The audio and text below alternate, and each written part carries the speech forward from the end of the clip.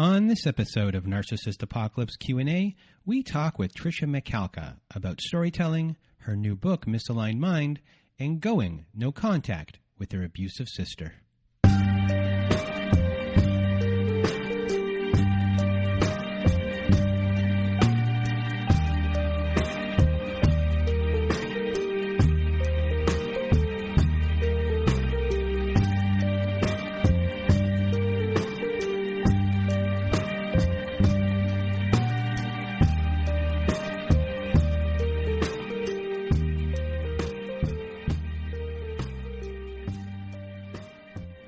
Welcome to Narcissist Apocalypse Q&A, everyone. Today on our show, we have Tricia Macalka, and we are going to talk about her new book, Misaligned Mind. And we're going to discuss storytelling, and then we actually get more into a personal story. We start discussing possibly a future book and her sister and the abuse that she endured with her sister when she was younger. And for those of you that don't know Tricia by her other name, she was on our November 30th, 2020 episode.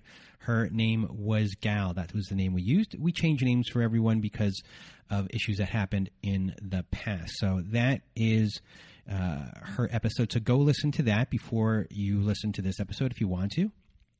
And for those of you that want to be a guest on our show, on our Survivor Story podcast, on that show, please do go to narcissistapocalypse.com. Top of the page, there's a button that says guest form. Fill out that form, and away we will go from there.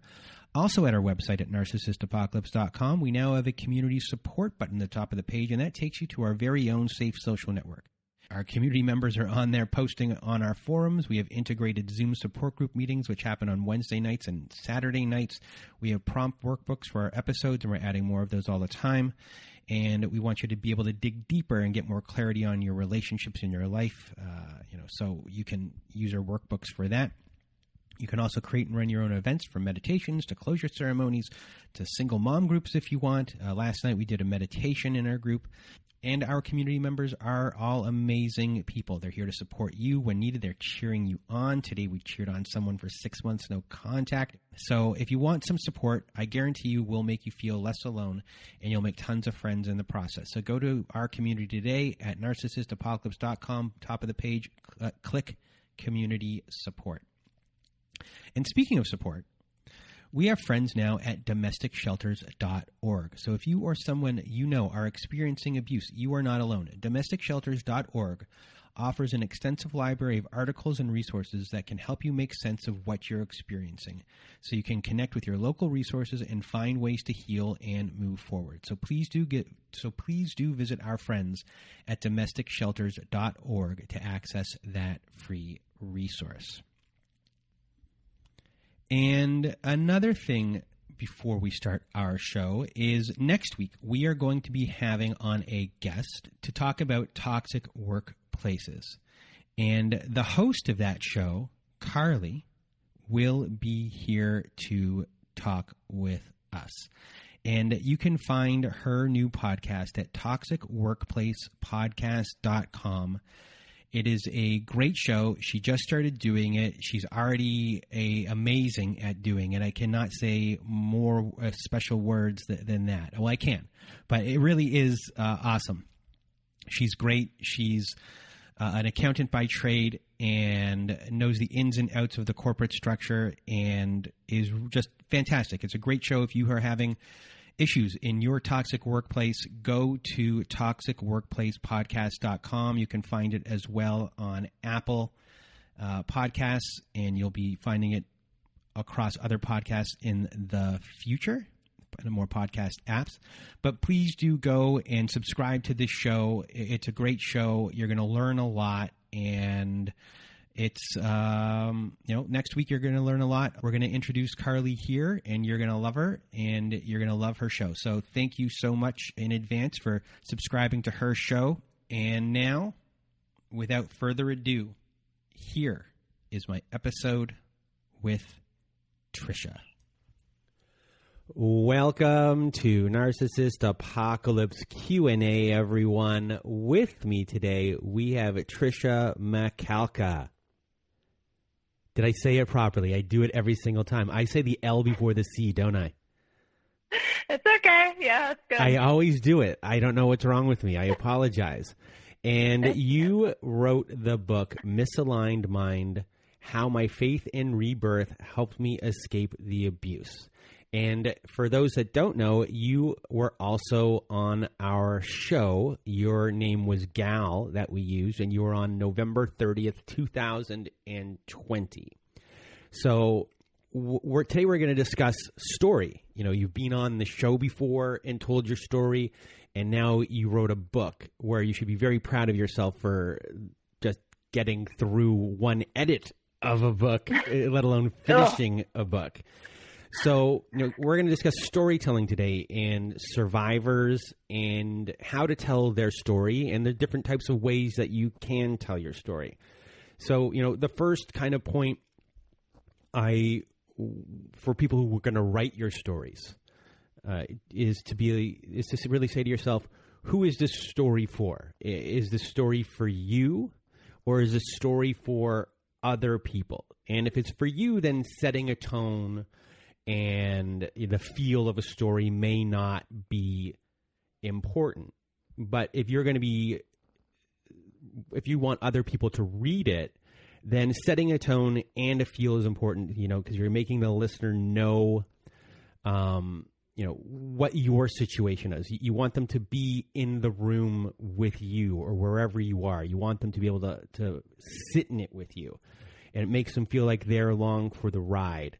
So, you know, the goal of a story when you're doing it for other people is to have people listen or not just listen or read it all the way to the end. So for you, you know, how did you go about setting your tone and the feel of everything as far as, you know, who you were? Because I think you did a great job in doing that. But when you set out your intention of writing it, was that something that was on your mind? And how did you kind of go about it? Sure. I wanted to write the book for other victims and other survivors. That was my goal. As kind of a validating book for them, an experience that they could go through my whole experience with me.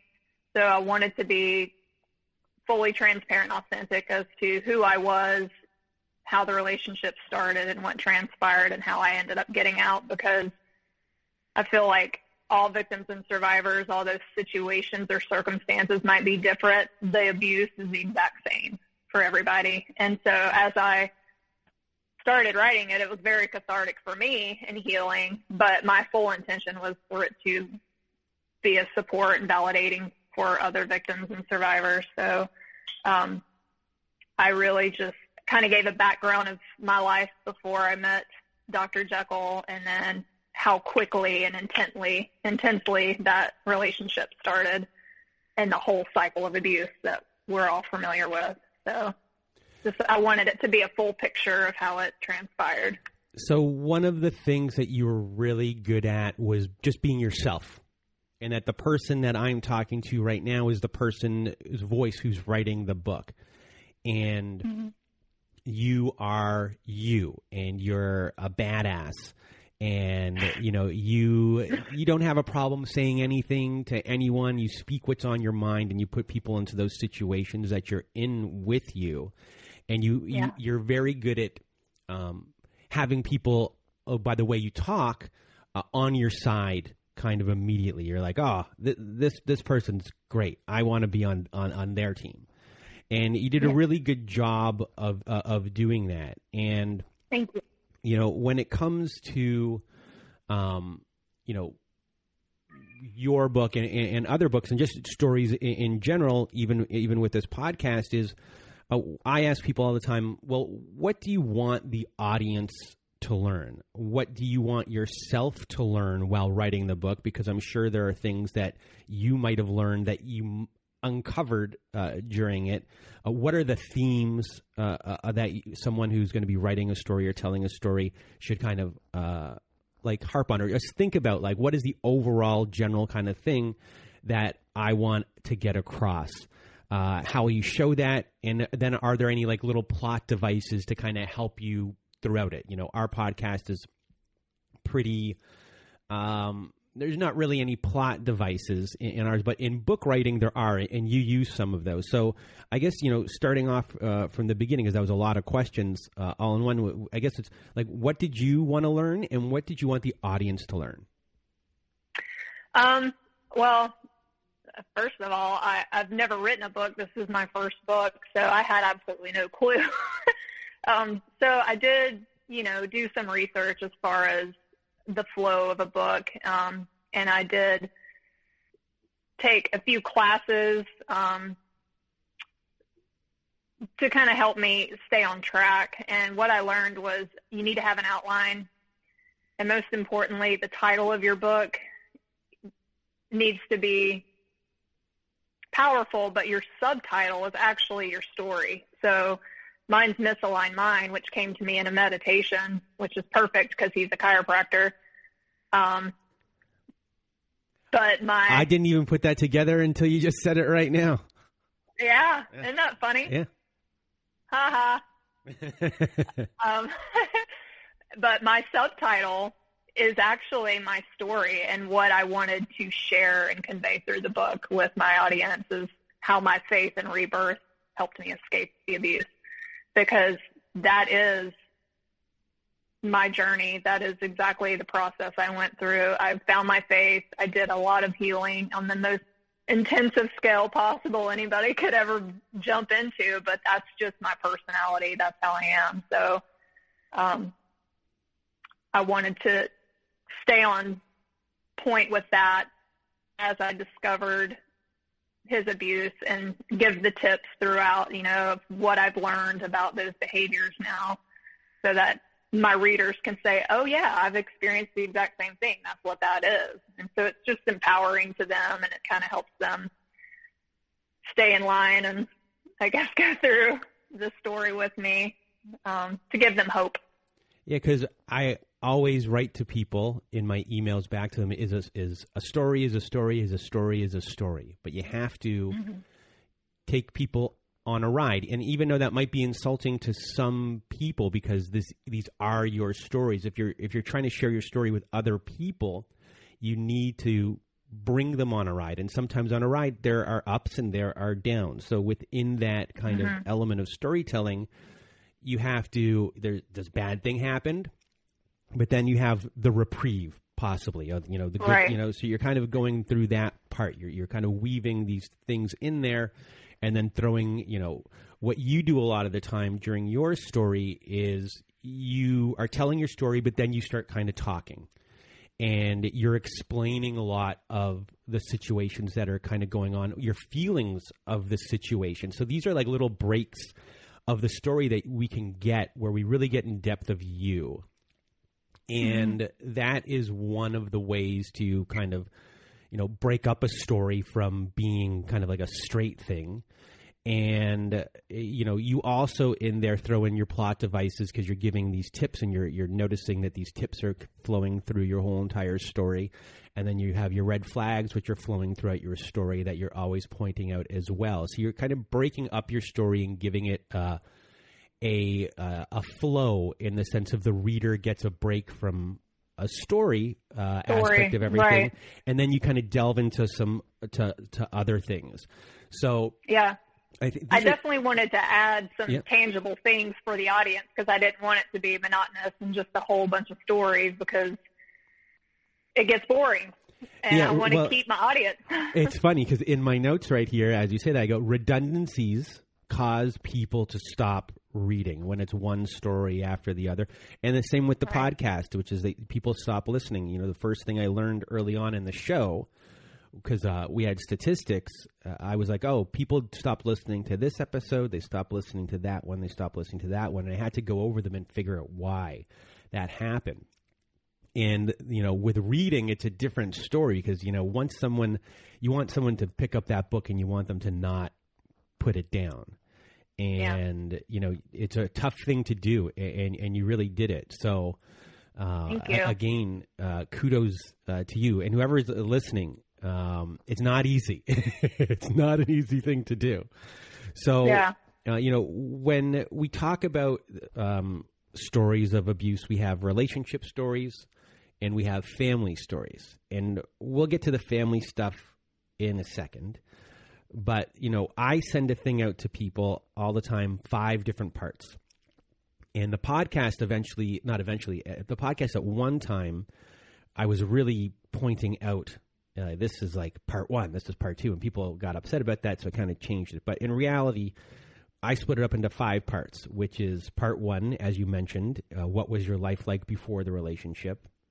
Mm-hmm. Part 2, which is you meet the person, love bombing, trust building, mirroring, future faking, shared trauma. Right. I write down here, you're hooked. Was there an event that sealed the deal? What was the biggest bait in the hook?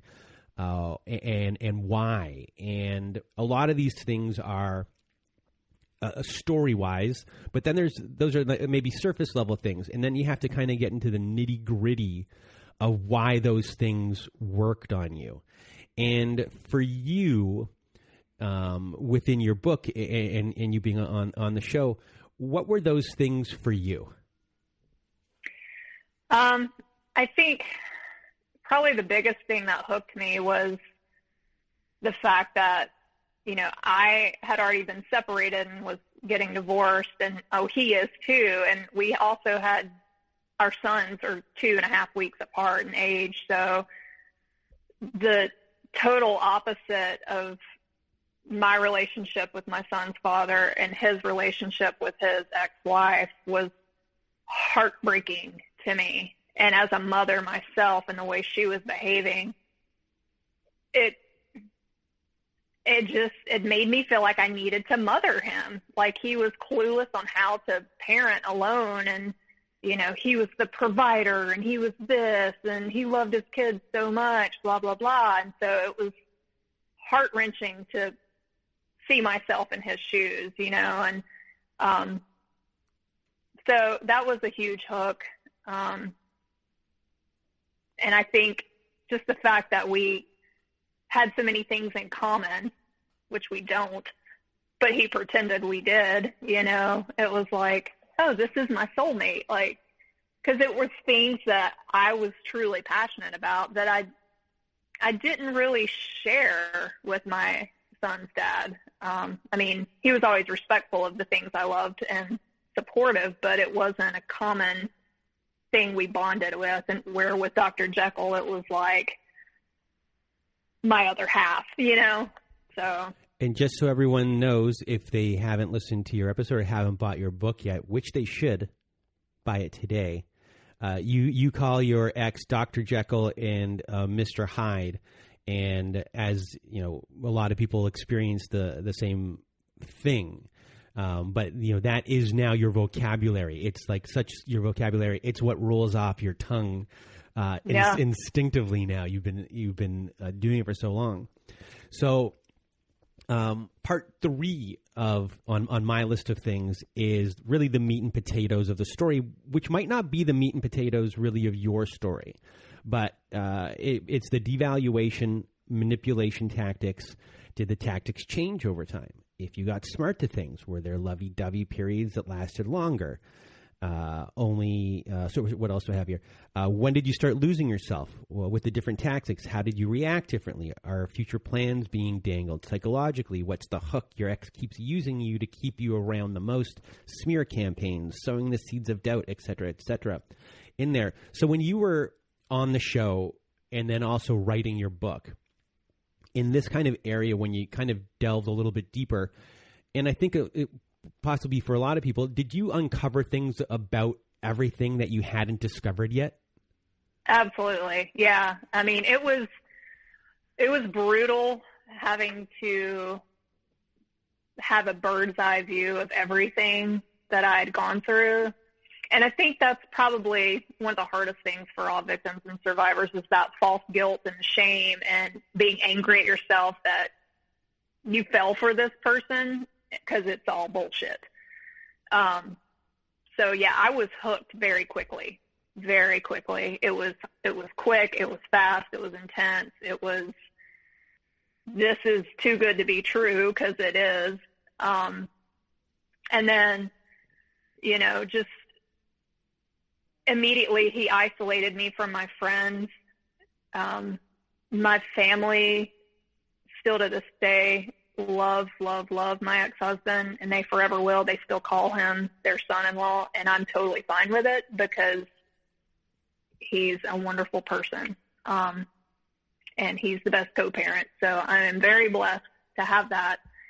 But that was also a piece of him starting to devalue me and manipulate me, because he was jealous that I had this great relationship with my ex and his was horrible. There was a lot of, trips, and which I paid for a lot of our trips. I never got to travel with my son's dad, which was something, and it's still something that I love. And with him, it was like, oh yeah, let's go to Jamaica. Let's go to Punta Cana. Let's, whatever. Whenever I didn't have my son, because he's always been my first priority. So, but it was things like that, like, oh, we have these grand plans, or, oh, one of our favorite bands is playing. He bought us concert tickets. So he would dangle all that over my head, like, I can't believe you're acting like this. I got us these tickets, like, we're supposed to have a great weekend, blah, blah, blah, constantly. He would toe the line and pull the crocodile tears, crying, apologizing, faux everything, and convince me that he was going to try. And that historically would last 2 to 3 weeks before it started the same cycle again, same behaviors, lying, making everything my fault. So I was never able to get my footing or have enough time to wrap my thoughts around, or wrap my, it was, still, like, I'm speechless. Like, it's such a cluster, you can't even explain it. So when you're in the meat and potatoes of everything in writing, there's going to be re-traumatizing, most likely. Yeah. And how does one deal with that on a day-to-day basis? The struggle of, I'm going to do this. I need to do this. I have to get this out on paper to learn for myself, to do it for other people. And what kind of routine do you have to go through during that whole entire process to make yourself safe? Yeah.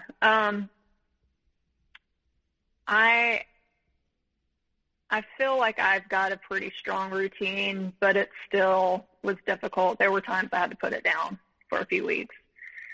I get up every morning, and I've tried to lay off caffeine, because if I drink a lot of caffeine, it makes me anxious. But I walk my dog. I try to be outside as much as possible and put my bare feet on the ground and connect to earth. Obviously, I am a very spiritual person. I'm not a religious person, because I think organized religion is BS, but I am very spiritual. And so my connection and my faith in God has been my shield and my hope. So I've really leaned into that. And he kept reminding me, like, and putting it on my heart, like, I've got to do this. There's plenty of times where my ego and my fear of how people would respond or what they would think of the book or think of me would creep in, and I would be like, I can't finish this. But, I feel like I was meant to write this book. And that gnawing, constant feeling of, you've got to do this, wouldn't let me sleep. So during the process of writing this book, you encountered a roadblock, and that roadblock was the publishing company that you were working with. And they wanted you to water down everything to make it more appealing to the audience they wanted to sell it to. And you were having none of that. So can you explain how that might have kind of re-traumatized you in the process? And, you know, because all of a sudden your voice, you're trying to use your voice, and your voice is being taken away. Yeah. That was so disheartening and frustrating, and it is re-victimizing. It's invalidating, and that was a big struggle for me. So the publishing company I started with, I won't even mention their names, but they can kick rocks. They wanted to market my book, you know, as a biography, but also in like a self-help section, but also a Christian-based section, which is fine, but there is language. There is really derogatory and explicit details about my abuse, which is important because that's my experience. That's what happened. And so a lot of the things that I went through, they didn't want me to add them, or they wanted me to edit it out, or they wanted me to soften it. They didn't like some of the cursing, which, you know, there's no other way to explain certain things. And a lot of my stories are taken from Dr. Jekyll's text messages to me and his emails and his secret messages to women he was having affairs with. So authenticity is huge for me. So I was going to keep it as authentic, because having somebody tell you to water it down or to dumb it down and minimize it is exactly what the abuser does. It's not that bad. That didn't happen. It's gaslighting. I'm not okay with that. So we butted heads a lot, and I kicked him to the curb and did it myself completely. The cover, the editing, the publishing, all of it. So we'll get to, or should we talk about the editing right now before we get to part 4? Because the editing is obviously, not obviously to a lot of people, you know, writing your first draft is one thing. Editing your book and finishing it is another. So I guess before we get to part 4 on my list here of the 5 parts, discuss your issues here when you editing and how crazy you went. Yeah, I think I sent you one of my first manuscripts, and it was a train wreck with grammar, because I'm not a writer. I am now, but, you know, this was my first go. Yeah, it was tough. I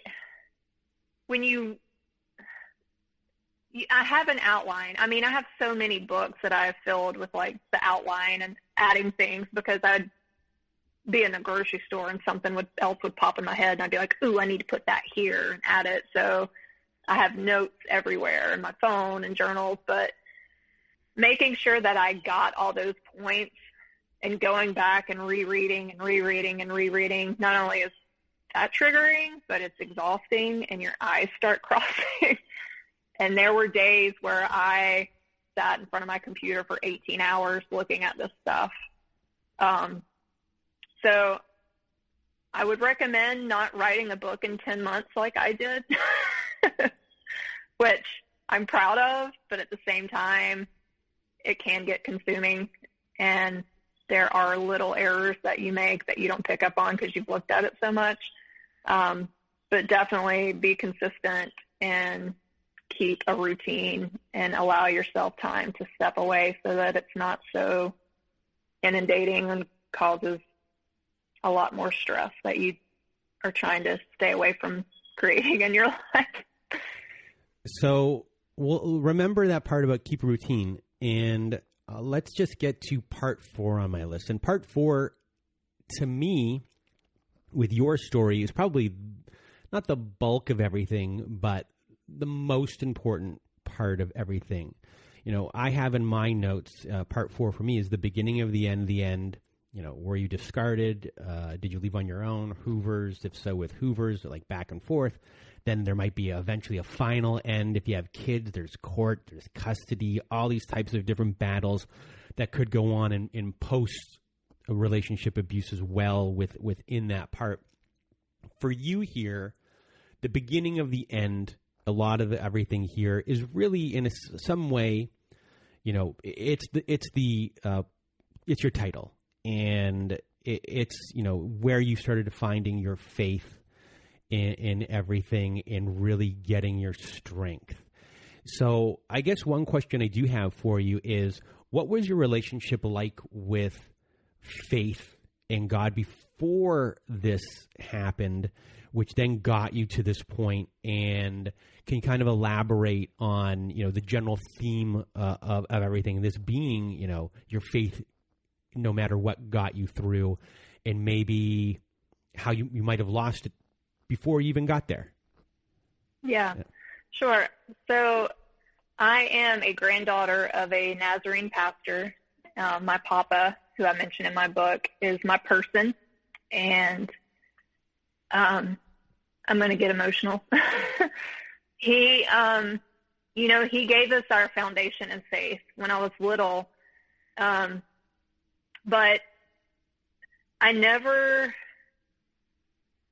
really connected with the religious four walls in a building, that strict, like force-fed fire hose of water poured down your throat type religion. I hate that. That's what bothers me so much about religion, because I didn't feel like that was God. And that's not how my papa was, but, we only got to be in his church when we'd visit. So the churches that I grew up in were the Southern Baptist, and the people that went to those churches were the biggest hypocrites. You knew who they were outside of the church, and it just made me sick. So I felt like I had a very skewed understanding of who God was, and I felt like he was just a man in a picture, and I wasn't as favored. He wasn't as attainable to me because I didn't do X, Y, and Z. Fast forward into college, I started going to a non-denominational church here where I live, which became a really popular thing. And I loved it because they have like a full-blown concert before the service starts, and the music connected me because that's just a part of who I am. I love music, and that was one of the things that connected me in Dr. Jekyll. That speaks more to me than a man behind a pulpit. So I ended up going to this church for a while. Go ahead.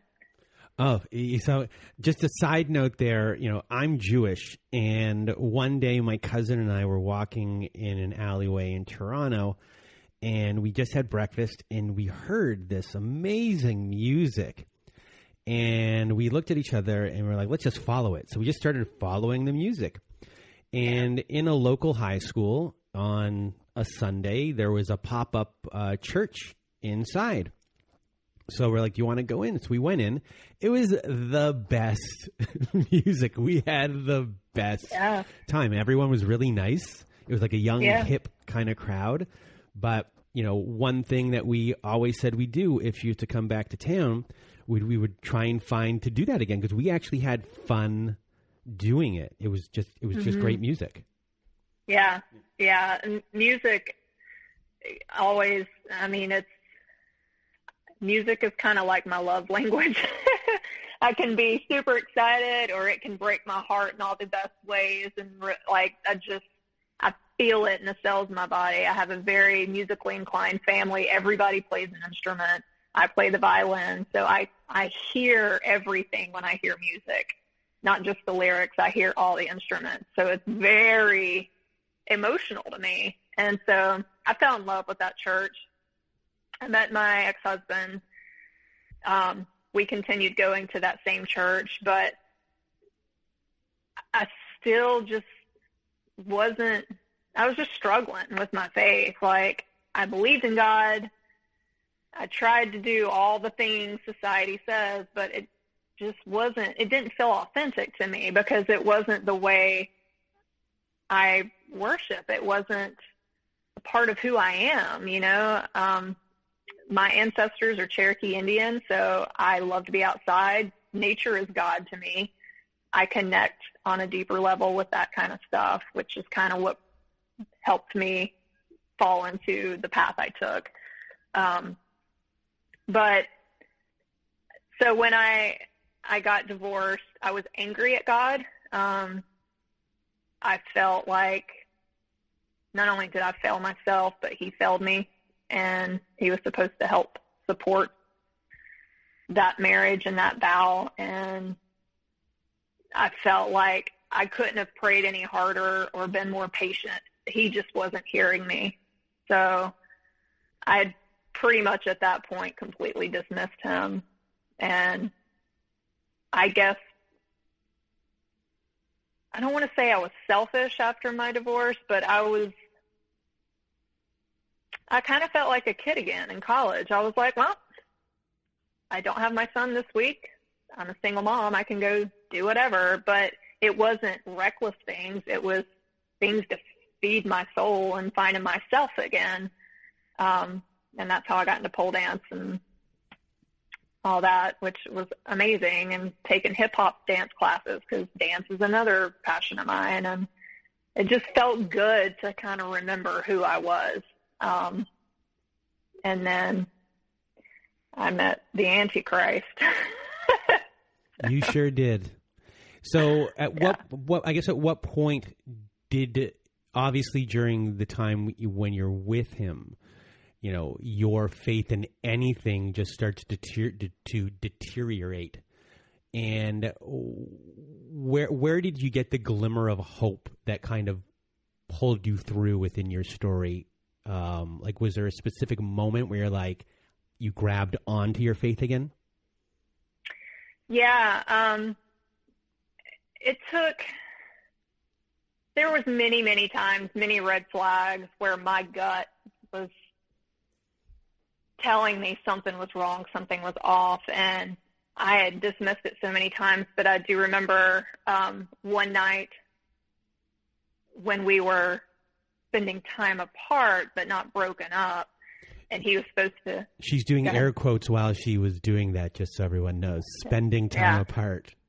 Yeah, because he wanted to focus on his kids and work, when in actuality he was out screwing another patient. So I remember it was like 3 o'clock in the morning, and he had told me the night before that he was going to stay home and play his guitar and whatever. And I was jolted awake, and this sounds insane, but I'm very intuitive, and I felt so connected to him that if he stumped his toe, I could feel it, which also just makes me think even more that he is a demon. But anyway, like, he had a spell cast on me. But I woke up so abruptly and felt overwhelming nausea, like I was going to vomit. And I just started crying because it was almost as if I could physically feel him being intimate with somebody else. And I hit my bedroom floor, and I threw up everywhere and just sat there on my knees crying. And I even had the thought of getting in my car to drive over by his house to see if he was there. But I was like, no, that's stalking. That's crazy. You know, but it was stuff like that. It was very physical for me. And I was never wrong. Every doubt or question I had or thought of what he was actually doing, he was. Like, almost like I had some kind of psychic ability, but I knew that it was just my spirit, and, you know, my faith was trying to wake me up and shake me and say, hey, this is wrong. Like, you need to get out of this. And I battled that for years because he was so convincing that I was losing my mind. I was crazy, and he would never do that. Well, he did over and over and over. So I started getting stronger and recognizing the patterns and could figure out his whole game, his whole routine before it happened. And I mean, I would say, I guarantee you this is the next girl, and it would be like clockwork every single time. And I finally I knew that I had to do something drastic and intense that was going to kick my ass to break that trauma bond to him. And that's why I did 4 ayahuasca ceremonies. 4. Oh boy. It took 4. That's how strong it was. And what did you learn within each one? And, obviously you went back. So what was it specifically that, I guess, the aha moments within them that you're like, oh, I got to do that again. I have to unlock something else. What was kind of going on in that process? So every ceremony was different. A lot of them were healing ancestral stuff in my life. I saw 4 different timelines of my life, and every single one of them, I was poor. I was living in a sense of lack.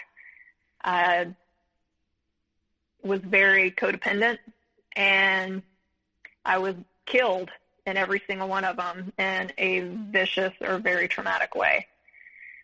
And it helped me get rid of my sister, and recognize who she is, which is a next book.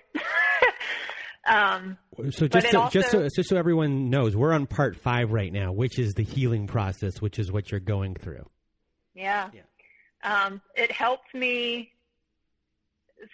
it broke me down in a way that I would stop being resistant, and I would look at the patterns and the brainwashing and everything about me that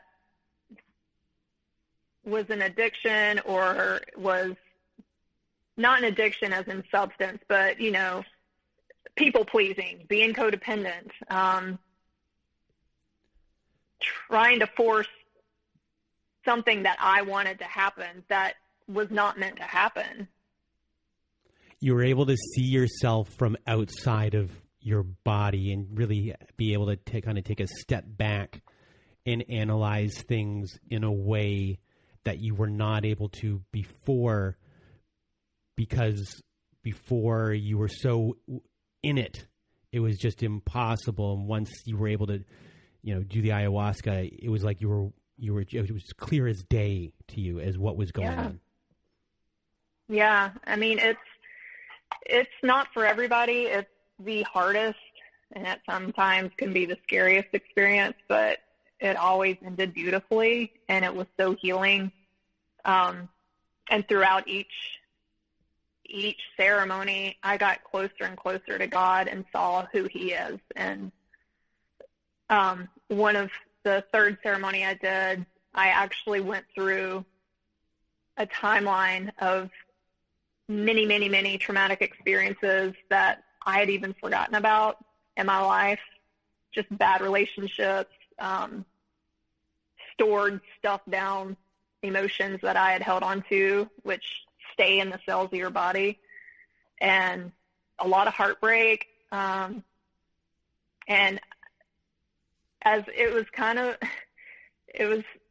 like each timeline, each event, it was like I was standing there with God or Jesus and watching it from across the room. And I realized in every one of those situations where I was denying Him or I was lost and broken, He was right there with me. And I felt that light inside my soul relight. And it gave me validation that my faith was stronger than I thought, and it showed me how strong I was. And then I started seeing myself through my father's eyes, not Dr. Jekyll's eyes, not my friend's eyes, not my old boss's eyes, or anybody that had done me wrong.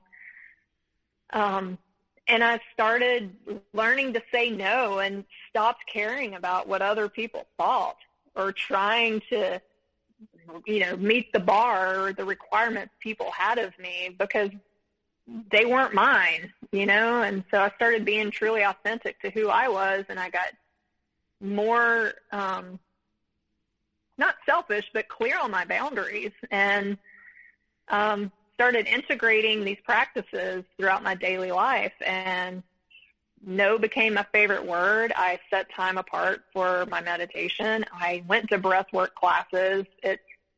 My time for myself was super important, and that was not okay for Dr. Jekyll because any free time was his time. I would get up at 5 a.m. to meditate so I didn't use up his time with me, and he would wake up just to start a fight with me at 5 a.m. because it was his time with me and I should be in bed sleeping. I'm like, you're sleeping. Go to bed. Like, this is my time.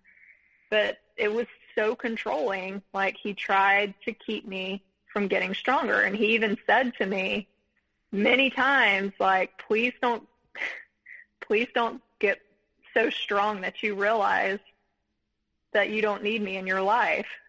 And I'm like, oh, no. They always tell on themselves if you just know how to listen. So when it comes to these 5 parts of your story, you went through them. We just kind of discussed them here. Knowing that these are, kind of the structure that you kind of want to do, what was the routine that you had to kind of go through to kind of shape yourself up every day before you even began to even write this? Yeah. A lot of devotion, a lot of journaling, a lot of prayer. Even my diet, I still eat meat, but I try 90% of the week to be pretty vegan, plant-based, just to detox the metals and junk out of my body. I feel like when my vessel is clean and it's not full of garbage, I'm able to, I feel better. I have more energy. My head's clearer. I feel stronger. So that's been a huge, huge habit and benefit since I left, is changing my diet and what I put in my body. And how did you decide what made it into your book and what was cut out of your book? Because a lot of people just want to put everything in there, and that doesn't always make for a good book or story to help people or teach people. So a lot of the time people don't realize it, but, I record with people and sometimes it's really long and I have to get it down to usually under 2 hours. And that's not an easy process because, first of all, it's not me whose story it is. And I have to be very careful and delicate with the person's story as to not take the essence out of the story while still getting someone to listen the whole entire way, and make sure that the story makes sense and that all of the major points are hit. So for you, were there certain things you wanted to throw in there and you really, really, really did, but you just had to, like, you know what? It doesn't work. Yeah. I mean, honestly, I could have written 5 or 6 more chapters of just the stuff he did. And I mean, still to this day, things will pop in my head like, oh my God, I forgot about that. Like, but I think a lot of his behavior was so repetitive with the affairs, the lying, the drugs. I took, like, with the affairs, the first one was the most detrimental.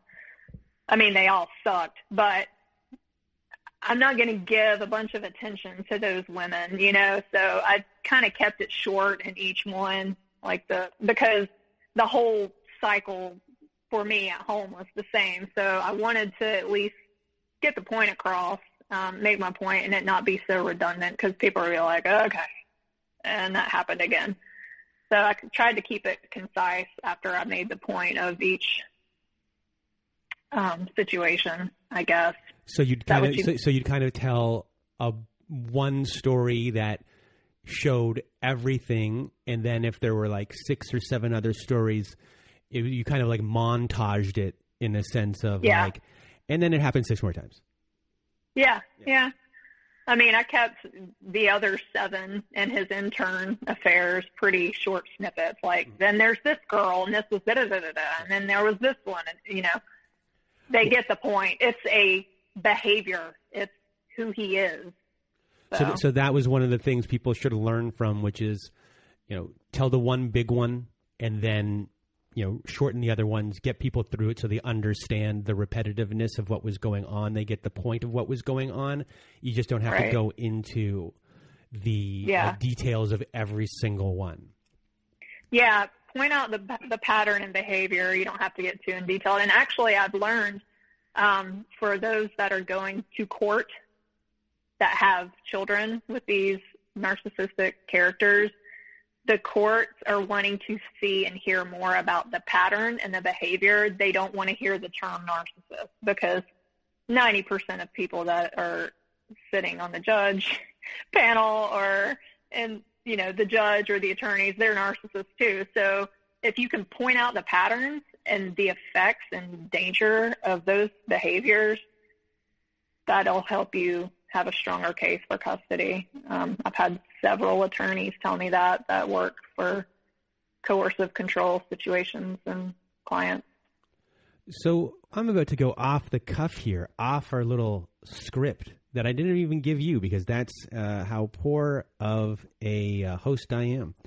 So you mentioned your sister, and that's another story. It's a family story, and that in itself deserves its own book.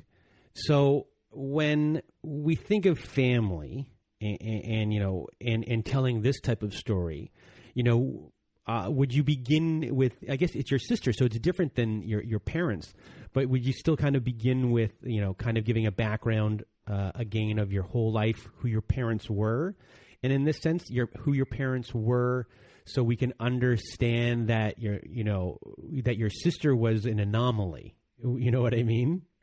Yeah. Does that make sense? Yeah, I probably would. I mean, I'm very close to my mom.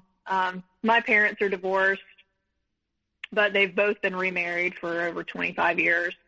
I have a really great relationship with my biological father. My stepdad, I call Daddy. He's been my daddy since I was 8. So, you know, every family's got their shit, but my childhood trauma is because of my sister. And I didn't figure it out until I was with Dr. Jekyll that she's also a narcissist. And a lot of my wounding and patterns and codependency and people-pleasing and afraid to speak up and taking people's abuse is because of her bullying me my entire life.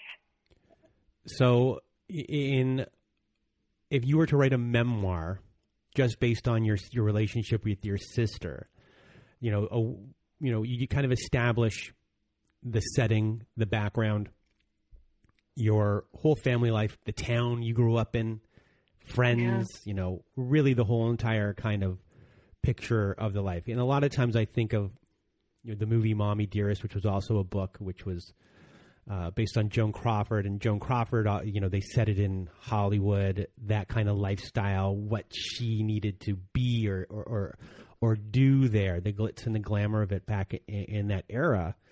And for her career and she was not a good person, and for her career to get back on track, it was a good PR move for her to adopt children. And, that's kind of not the theme, but like you really understand her as a person at that point or the villain of it, because this is their motive, and, when you write your book for your sister or about your sister and you, it would be more of like, what was her real motives in life and motivations, and how that was kind of taken out on you. and how that kind of affected your life on a day-to-day. And a lot of these stories, the ones that you usually see, like the bigger ones that that come out, not just because I haven't really read any survivor books, would be to kind of show everyone what you kind of went through, all of those things, and how you would escape the situation, the transformations that happen in you, things you learned along the way, and how your life changed. So I guess in a way, when we discuss your sister and your future book that we will one day be on the show talking about, what would the big things be about your sister, about the transformation, things you learned, and like how she changed your life in the long run, and if that would be different from your current book, or is it something completely different? I mean, the circumstances are different, but the lessons and realizations are the same. I was able to take out people in my life that were toxic, and she's one of the biggest ones next to Dr. Jekyll. I mean, I even said to him, I was like, there are only two people on this planet that know how to hurt me to my core and are so vile to me, and that is you and my sister. And it was true. I mean, I think once I started being able to see Dr. Jekyll's patterns, I could see hers, because she's been the same since I can remember, all the way till I was 3 years old. And I finally put my foot down. She was just so angry. She is the angriest person I've ever met besides Dr. Jekyll, for the most ridiculous reasons. And it was so toxic and exhausting that I finally just started screening her calls. And then after so many times of my mother calling, grabbing her heart and having what she felt was a heart attack and crying because of my sister verbally assaulting her, I had it. And I divorced her 2 years ago. I haven't spoken a word to her since. And it's been so amazing. It's been so peaceful. I still have to deal with like my family members asking, have you talked to your sister? No, I haven't, and I don't care to or ever see her again. She's no longer my sister. Like, my sister died 20 years ago. So when it comes to your sister storytelling trauma, before one gets to even writing a story or a memoir about their family life, you should most likely do, and you should do, is a lot of journaling, blogging, if you're blogging your thing, just writing kind of things down, getting everything out on paper, because you need to get that self-realization kind of going, self-esteem, kind of looking insight into a lot of these things by really breaking things down. So did you ever do that with your sister and your sister's story? Not as much, because I was so consumed with Dr. Jekyll, but it would take me a while to journal everything down. The difference is I had so much written down with Dr. Jekyll that my book kind of wrote itself. But this is totally different. I would really want to focus from a child's perspective, because children are so, easily swayed. And when you have an older sister that you look up to, but you can't look up to her and you don't feel safe with her and she's so horrible to you, it makes your childhood really difficult. So this is, it created... Sorry, so you would do it from the perspective of like a 10-year-old you. Yeah. Oh, that's a really interesting way to do it. Yeah, because what it did was create all those things and behaviors about me as an adult woman that made me such a delicious target for a shitty narcissist. So. But what a way to heal yourself at the same time by using your inner child as the one that tells the story. Yeah, that's been a huge part of my healing. I reconnected to my inner child and showed her what a badass we are and that she wasn't going to be silenced anymore, and I had her back. And I still check in with her, not every day, but I'll have moments. I have a little tabletop in my hallway here, and there's pictures of me when I was 3 and 4, and I kind of have a dialogue with her, and I'm like, hey girl, how you doing today?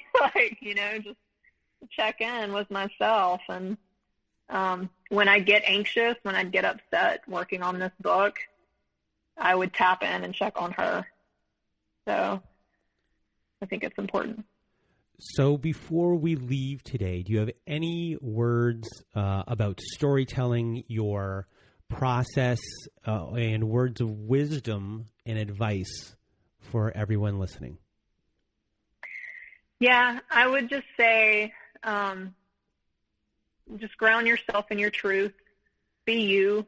You don't have to have an elaborate vocabulary or have a creative writing degree to share who you are. People want authenticity, and it helps them connect a lot easier. So, just share your experiences, be authentic, stand firm, and commit to yourself. And it's empowering.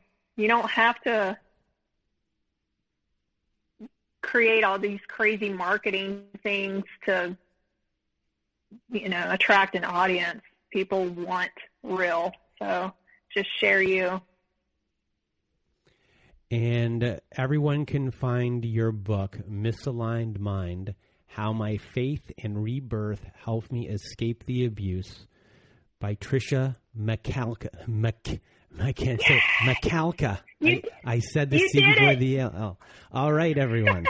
So you can find that on Amazon.com, .ca, .co.uk. I think that's how they do it in the UK. I might be wrong. I might get an email about that. And so really, from the bottom of my heart, thank you for being here. Thank you for being part of my life, part of everyone's life. You're a second time. If you haven't heard Tricia's episode, it's November 30th, 2020. Gal is the name you went by, and buy her book. It's a great book. I've read it. I loved it, and you'll learn a lot while reading it. You'll learn a lot about storytelling while reading it. So everyone, from Tricia and I, we hope you have a good night.